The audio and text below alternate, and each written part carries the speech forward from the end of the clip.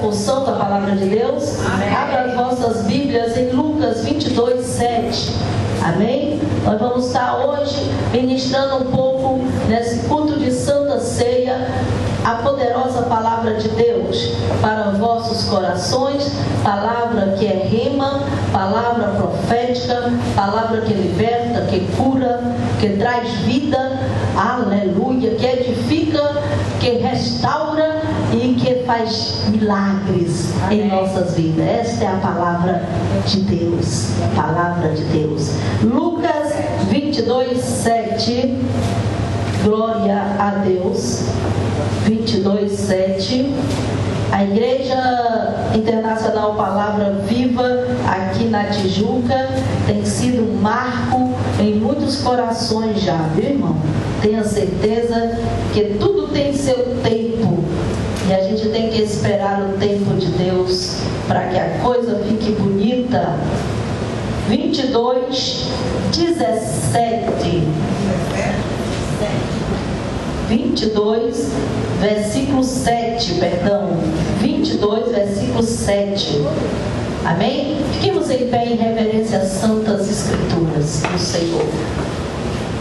Amém? 22, ajude Luana, o irmão ao lado, a abrir as escrituras. 22, 7. A última Páscoa, a Santa Ceia. Chegou, porém, o dia da festa dos pães asmos, em que se importava sacrificar a Páscoa. E mandou Pedro e João, dizendo: Ide, preparai-vos a Páscoa, para que comamos. E eles lhe perguntaram: Onde queres que o preparemos? E ele lhe disse: Eis que quando entrares na cidade, encontrareis um homem levando um cântaro de água, segui-o até a casa em que ele entrar. E direis ao pai de família da casa: O mestre te diz: Onde está o aposento em que hei de comer a Páscoa com os meus discípulos? Então eles vos mostrará um grande cenáculo mobiliado, e aí fazei os preparativos. E indo eles, acharam como lhe havia sido dito, e prepararam a Páscoa. E chegada a hora, pôs-se à mesa, e com ele os 12 apóstolos, e disse: Desejei muito comer convosco essa Páscoa, antes que padeça, porque vos digo que não a comerei mais, até que ela se cumpra no reino de Deus. E ele, tomando o cálice, havendo dado graças, disse: Tomai-o, repartiu entre vós, porque vos digo que já não bebereis o fruto da vide, até que venha o reino de Deus. Tomando o pão, havendo dado graça, partiu e deu, dizendo: Isto é meu corpo, que por vós é dado, fazei isso em memória de mim. Semelhantemente tomou o cálice depois da ceia, dizendo: Este cálice é o cálice do Novo Testamento, no meu sangue, que é derramado por vós. Mas eis que a mão dos que me trai está comigo à mesa. E na verdade o Filho do Homem vai segundo o que está determinado, mas ai daquele homem por quem é traído. E começaram a perguntar entre si: qual deles seria o que havia de fazer isso? Podeis sentar-se. Amados do Senhor, nós hoje estamos numa celebração. A Santa Ceia, ela é uma celebração. Todos os cultos são louváveis, e nós viemos aqui para adorar o único Senhor, Rei da glória e de todo poder. Mas o culto da Santa Ceia, ele é um culto que ele tem uma simbologia diferente, porque trata-se de uma celebração. Celebração de quê, bispa? Você vai compreender que eu vou tentar, pelo poder do Espírito Santo, lançar algumas porções revelação da palavra de Deus para você. Ela é celebração porque é um simbolismo da Páscoa. Vocês lembram o que era a Páscoa, o que é a Páscoa para o povo judeu até hoje?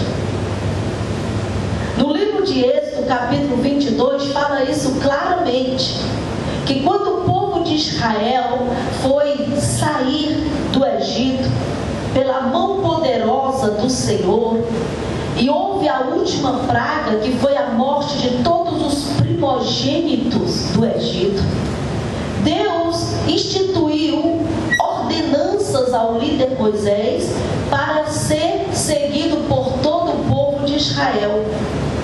E entre essas ordenanças havia o ritual da Páscoa.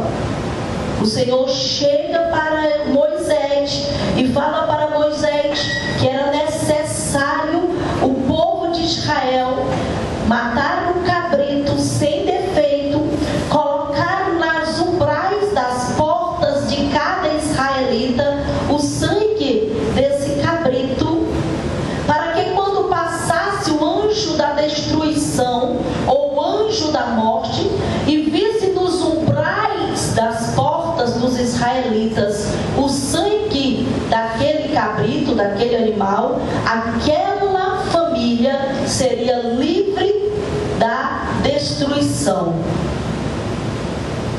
Outra coisa, que depois que passou essa destruição, e antes dessa destruição, Deus ordenava que fora isso, o povo, cada família deveria ficar dentro da sua casa e fazer os preparativos da Páscoa, que seriam com ervas amargas e pão asmo. Então a Páscoa dos judeus até hoje é feita nesse ritual, porque Deus disse que essa Páscoa judaica do povo de Israel serviria como memória para que eles lembrassem o dia em que a mão forte do Senhor os tirou da casa da servidão de Faraó, os tirou da escravidão de 430 anos e os levou para a libertação, para que eles fossem festejar e celebrar ao Senhor e adorar ao Senhor no deserto. Então a Páscoa, até hoje, no meio do povo judeu, é celebrada. Então, para o povo de Deus, judeu, a Páscoa é um simbolismo de passagem, libertação. Lembra quando o povo de Deus saiu e Moisés tocou com a vara nas águas, e as águas se abriram e o povo passou a pé enxuto, rabandacá, sabantuque, nabaciá, e o povo passou a pé enxuto no meio do Mar Vermelho. E os carros e cavaleiros de Faraó, que também tentaram perseguir este povo, obstinados em destruí-los, foram todos afogados diante dos olhos de todo o povo de Israel que estava ali com o líder Moisés. Deus instituiu a Páscoa como memorial para o povo judeu, em memória e lembrança deste ato profético poderoso, para que o povo não esquecesse dos feitos do Senhor, porque Deus sabe que o ser humano é esquecido, porque Deus sabe que o ser humano tem a raiz às vezes da ingratidão, porque Deus sabe que o ser humano ele é insatisfeito às vezes por natureza. Aí Deus deixou uma ordem que era para fazer a Páscoa perpetuamente, com lembrança da sua fidelidade.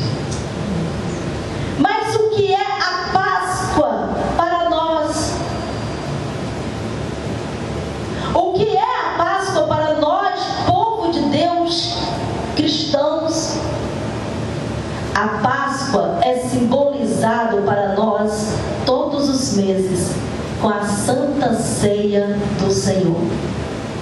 Porque a Santa Ceia do Senhor é um memorial, é uma celebração e é em memória de mim, diz o Senhor. Todos os meses você participa desse ato memorial, aonde os elementos não são mais as ervas amargas, mas é o pão e o vinho, simbolizando o corpo de Cristo, e o pão simbolizando o corpo, e o vinho, o sangue de Jesus. Mas a Santa Ceia, ela é tão forte, ela é uma celebração tão profética, que o Senhor convida os seus íntimos para participar da Santa Ceia.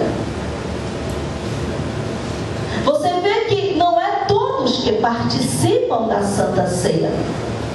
Assim como na antiga aliança, não era qualquer estrangeiro que podia participar da Páscoa dos judeus.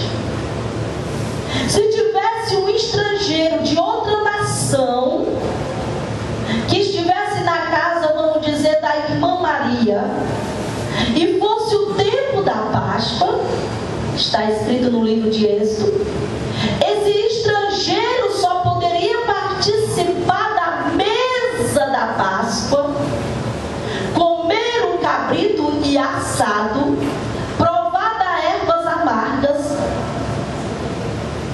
e comer os pães asmos, se ele fosse circuncidado, que era um termo para a lei do Antigo Testamento, que era circuncidar todo macho, todo menino macho ao 8º dia de nascido. Então, se o estrangeiro chegava, eu quero participar de vocês dessa mesa. Não, você, para participar da nossa Páscoa, da nossa ceia, você tem que circuncidar. Em outras palavras, você tem que adotar, você tem que receber, você tem que crer no que nós cremos. Da mesma forma, para alguém participar da Santa Ceia no Nova Aliança, tem que estar com o coração circuncidado. Tem que ter derrubado todos os outros deuses, todas as outras ideologias, todas as outras religiões, todos os outros ensinos falsos.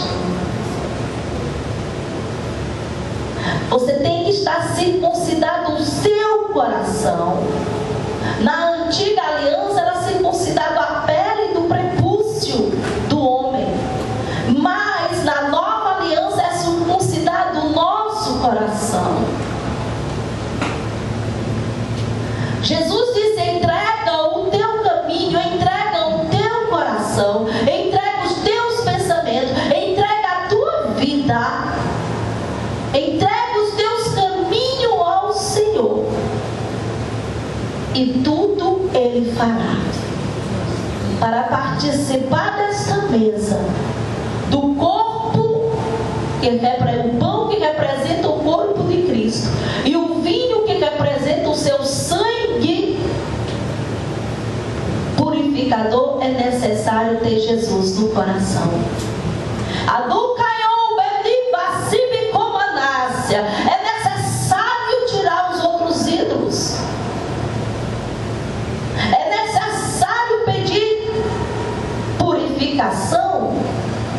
Então, esses elementos ainda estão vivos hoje na Santa Ceia. Você não pode participar da Santa Ceia sem antes fazer uma oração de arrependimento, de antes se aquebrar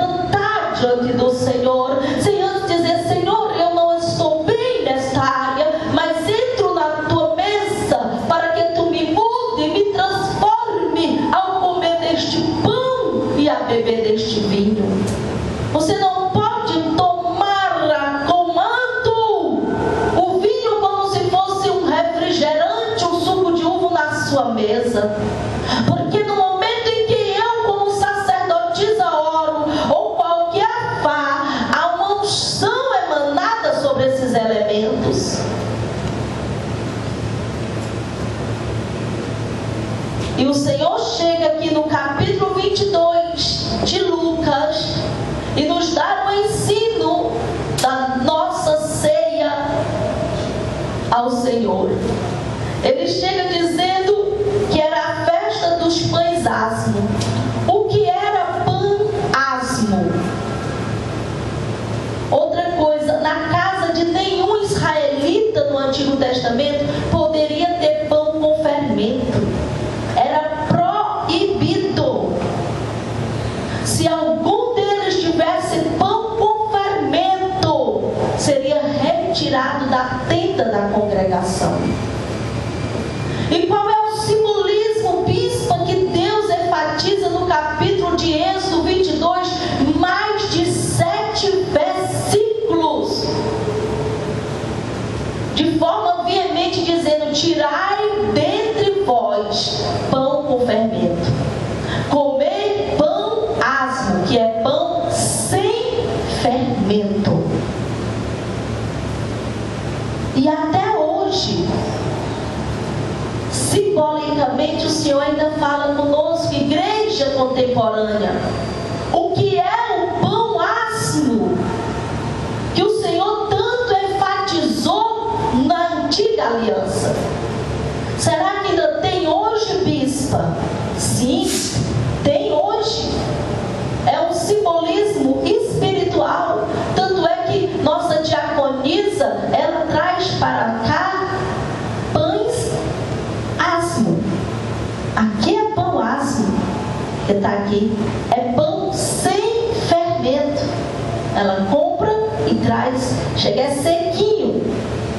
É o pão sem fermento. E o que simboliza, Rabanto, cópia? Isso.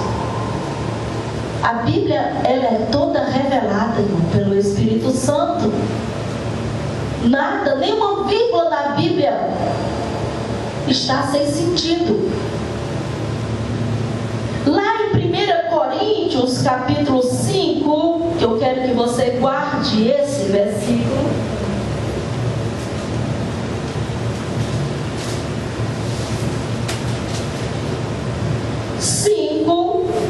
Versículo 6.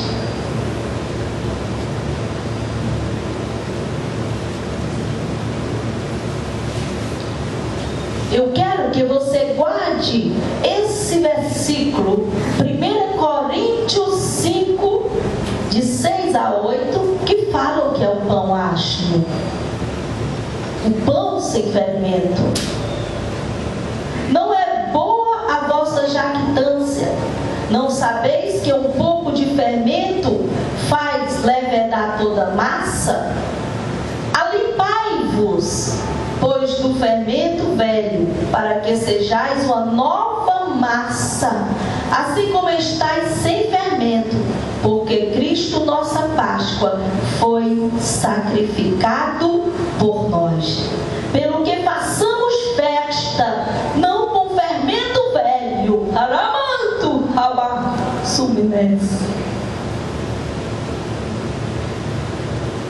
nem com fermento da maldade e da malícia, mas com os pães asmos da sinceridade e verdade. Está aqui, irmão, o que é os pães asmos. Pão sem fermento. É o pão, irmãos, com sinceridade. É você ter uma vida em sinceridade. É você ter uma vida em verdade. Os pães asmos simbolizavam também, irmãos, tirar do meio da igreja as falsas doutrinas, as falsas profecias, a hipocrisia. Certa vez Jesus disse isso aos discípulos: acautelai-vos, tenhais cuidado com o fermento dos fariseus. Por quê? Porque os fariseus eram extremamente julgadores, extremamente críticos, extremamente invejosos, extremamente maliciosos. Eles ficavam a procurar algo para incriminar Jesus. Eles eram extremamente cheios de julgamentos e lei. Não pode isso, não come isso, não faz aquilo. Eles não conheciam o poder da misericórdia. Eles não conheciam o poder do amor. Eles conheciam o poder da lei. Está adulterando, mata. Caiu, deixa lá caído e mata mais. Mas Jesus, ele veio para justamente fazer o contrário. Ele diz: vinde a mim os que estáis cansados e oprimidos, e eu, o Senhor, os aliviarei. Aleluia. Vinde e aprendei de mim, que sou manso e humilde de coração. Jesus pegava a prostituta e fazia dela uma mulher santa. Jesus, ele pegava o mais vil pecador e estendia a mão e perguntava: o que queres que eu te faça? Isso era demais para os fariseus. Eles ficavam irados com tanto amor. O justiceiro quer pegar a espada e matar todo mundo, mas não, nós não fomos chamados como justiceiro. Nós fomos chamados como filho de Deus, como aquele que leva as boas novas, como aquele que dá a segunda chance, como aquele que tem paciência para com o fraco, como aquele que dá para servir, como aquele que se pedir uma túnica você dá duas, como aquele que está com a mão para estender sempre. Então os pães asmos, irmão, é pão de verdade, é a palavra de verdade, sem arrudeio. Sem arrudeio, é a palavra de verdade. Quando tiver que exortar, exorte no Espírito. Quando tiver que amar, ame no Espírito. Porque uma exortação dada pelo Espírito Santo, irmão, redunda em vitória, em transformação. Mas quando é na carne, resulta em destruição. Tem coisas que é melhor você calar para Deus fazer por você. Tem coisa que é melhor Deus te justificar do que tu ficar se justificando em Facebook. Uma pessoa madura, irmão, usa a rede social com inteligência e sabedoria. Porque existem os fracos na fé, que são aqueles que só podem comer legumes. Se der um tutano com pimenta, como o apóstolo come, passa mal e vai para o hospital, irmão. Tem pessoas que demoram a assimilar o projeto de Deus para a sua vida. É aí que entra o amor. Tem pessoas que são rápido. Começam hoje na fé, amanhã já estão falando em língua, já estão lá na praça, já estão no hospital. Bispo, me dá um envelope do dízimo, eu quero dizimar, é ontem. Eu já vou na sua casa, onde é que é? Eu quero a oração do profeta. Mas tem pessoa que passa 10 anos na igreja e não dizima. Aí leva prejuízos, o diabo vem e rouba, o diabo vem e lança um objeto quebrado dentro de casa que acabou de comprar. O diabo vem e lança uma enfermidade que vai embora o dinheiro todo do mês. Porque riqueza é diferente de prosperidade. Eu sou próspera. Porque ter uma filha no hospital que ficou paralítica das duas pernas e cega de um olho e hoje está andando para que todos vocês verem e vendo perfeitamente andando e o médico dizer no meu rosto vai ficar sequela, mãe, e eu olhar para ele, eu creio em Jesus, que Jesus vai curá-la. Aleluia. Então se apegue à sua fé. Eu respeito, mas a medicina nesse caso está limitada. É bom quando Deus nos limita, porque só assim nós vamos para os pés Você pensa que entra gente na igreja com a vida boa? A maioria, quando vai até o altar receber uma oração de um homem de Deus, de um profeta, de uma mulher de Deus, é porque, com licença da palavra, como diz o apóstolo, já está lascado. Já está com o casamento destruído, já está com a conta negativa, impossibilitado de colocar mais dinheiro, os agiotas já estão tudo em cima, o casamento, a mulher não quer mais saber, não tem mais emprego, as portas tudo fechadas. Aí se rende ao evangelho, se rende ao senhorio de Cristo, olha para o céu e diz sem saber: meu Deus, me socorre. Aleluia. Aí diz aquele versículo sem saber: eleva os meus olhos para os montes, de onde me virá o socorro. O meu socorro vem do Senhor. Deus precisa limitar os homens, porque todos nós temos tendência à jactância, ao orgulho, à independência, a querer fazer do nosso jeitinho. E o jeito de Deus é que é bom.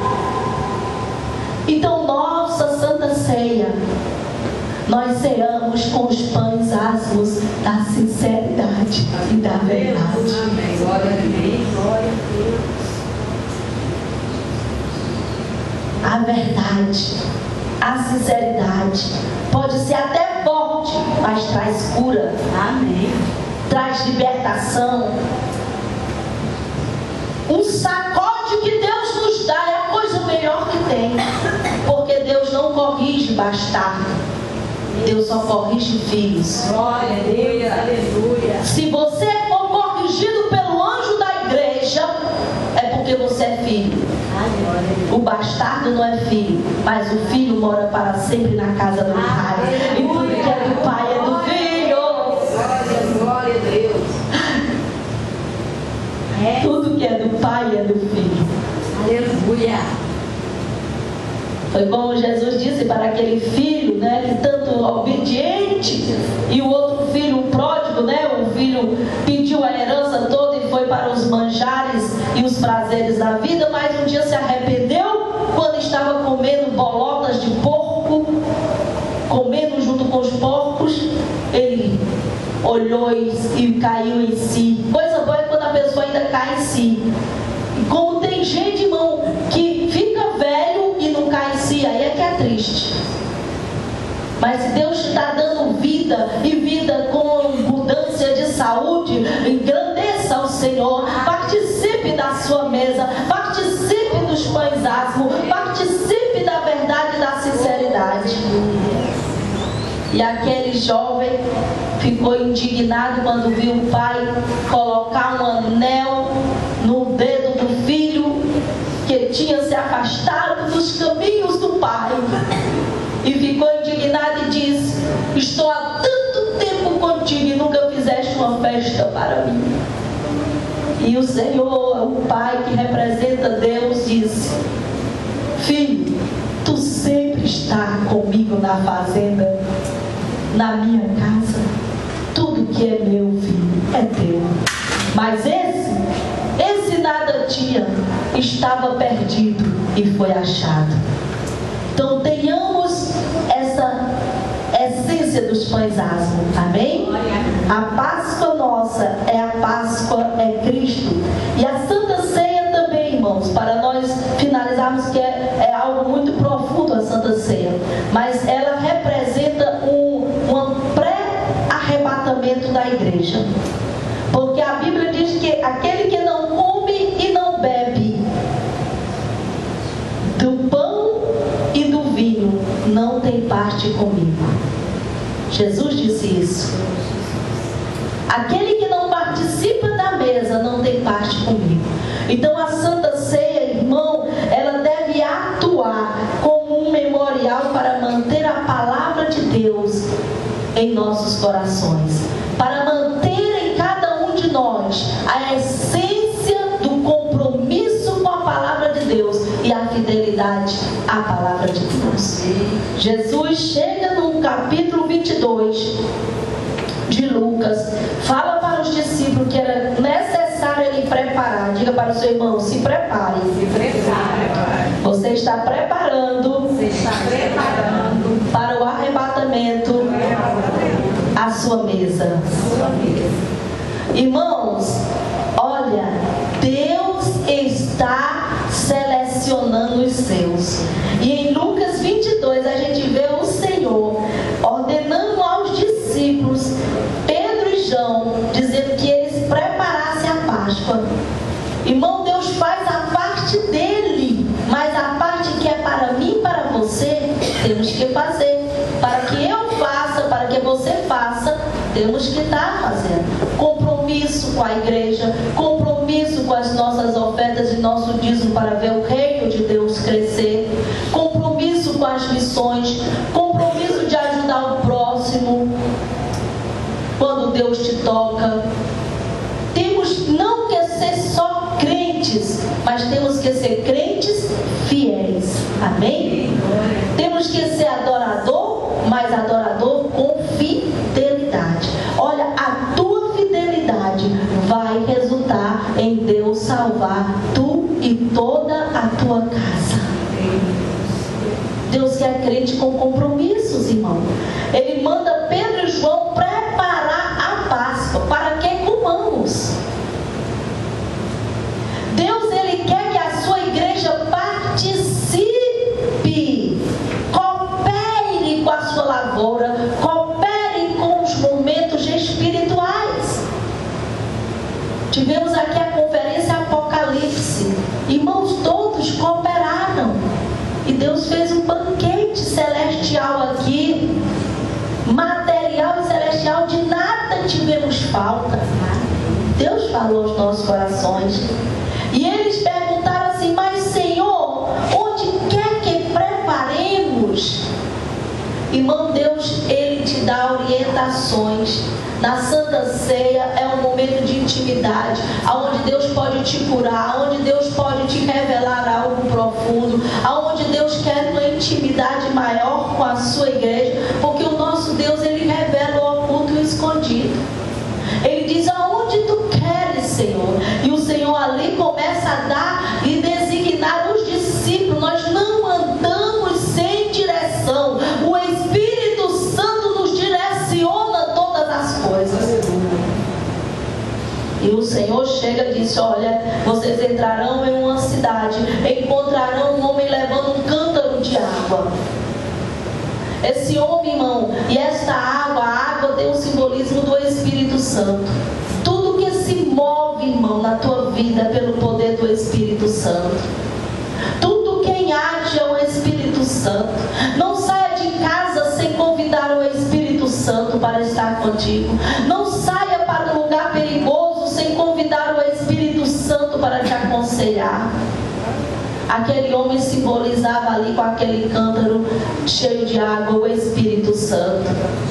E ele diz assim, ó: então ele vos mostrará um cenáculo mobiliado, ali fazer os preparativos. Em João, irmão, capítulo 15, 14, o Senhor diz que Ele tem nos preparado um lugar. Eu vou para o Pai e vos prepararei o lugar. E aonde eu, o Senhor, estiver, estejais vós também. O lugar já está preparado. As bodas já estão prontas. Só está o Senhor esperando o tempo que o Pai ordenar para o arrebatamento da igreja. Agora a nossa parte é obedecer às instruções de Deus. Os discípulos obedeceram, amém? As instruções do Senhor. E chegaram àquele lugar. E Jesus ali os chegou também. E aí o Senhor disse aqui, que eu achei lindo, capítulo 15, versículo 15. Quando Jesus diz aos 12 discípulos: eu desejei muito comer convosco esta Páscoa. Irmão, o Espírito Santo, ele anseia pela noiva. Ele anseia pelo arrebatamento.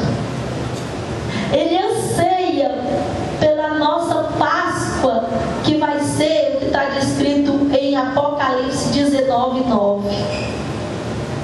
que o banquete já está todo pronto, que as bodas já estão preparadas. O Senhor anseia pela sua noiva, irmão. O Senhor tem saudade das suas orações. O Senhor anseia que você se ajoelhe em casa para orar. O Senhor anseia pela intimidade com a igreja. O próprio Jesus diz: eu desejei muito, eu ansiei muito esse momento convosco antes que eu padeça. Ramanto quer samar. Aí ele continua dizendo: porque não mais cearei convosco até que o reino de Deus venha. Quando é isso, bispa? Vá lá em Apocalipse 19:9. Apocalipse 19:9. Para nós terminarmos. A Santa Ceia está ligada com o pré-arrebatamento da igreja. Você crê? É um preparo. Aleluia. Oh,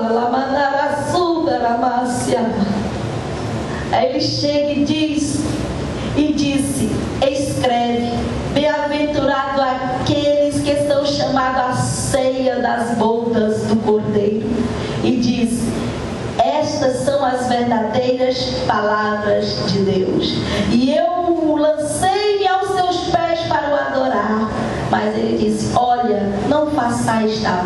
Sou teu conservo e dos teus irmãos, que tem o testemunho de Jesus. Adora a Deus, porque o testemunho de Jesus é espírito de profecia. Amém? A maior profecia é a própria palavra de Deus. Então, Senhor, hoje você vai cear. Você pode imaginar que naquele grande dia você vai estar nas bodas do Cordeiro? Amém. Então você não pode cear às vezes sem sentir nada. Você tem que pedir sensibilidade a Deus. Deus, Ele está aqui. Jesus está aqui convosco. E o que significava as ervas amargas, bispa? As ervas amargas lembravam o sofrimento da cruz. Os judeus, eles comiam aquelas ervas, já era a sombra do que o Messias ia passar. Lá que fobia e onde vieste binabi. Isaías 53 fala isso: ele foi ferido, ele foi moído pelas nossas transgressões. O castigo que nos traz a paz estava sobre ele, e pelas suas feridas somos sarados. O cordeiro assado simbolizava Jesus. As ervas amargas significavam o sofrimento de Jesus. E o sangue nos umbrais lembrava a redenção dos povos, das nações, pelo sangue derramado na cruz. Hoje nós temos o vinho que representa a redenção, a salvação conquistada por Jesus na cruz para mim e para você. Você pode também participar. Basta deixar o seu coração circuncidado por Jesus. Crê no Senhor Jesus e será salvo tu e toda a tua casa. Fiquemos em pé na presença do Senhor. Ouvindo a Luana.